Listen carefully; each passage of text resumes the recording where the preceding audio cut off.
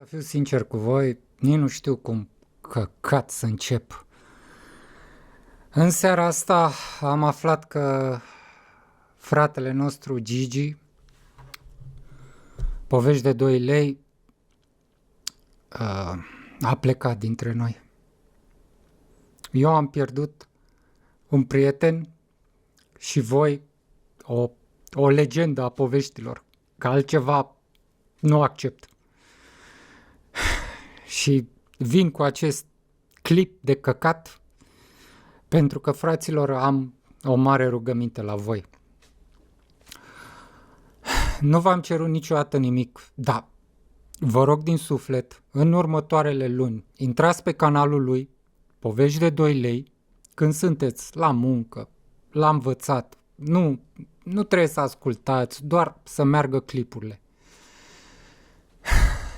Ele sunt monetizate și banii se vor duce către familia lui. Orice view contează de data asta. Nu știu, sunteți acasă, nu aveți treabă, pe telefon, pe laptop, pe orice. Lăsați un clip să ruleze. Haideți să ne mobilizăm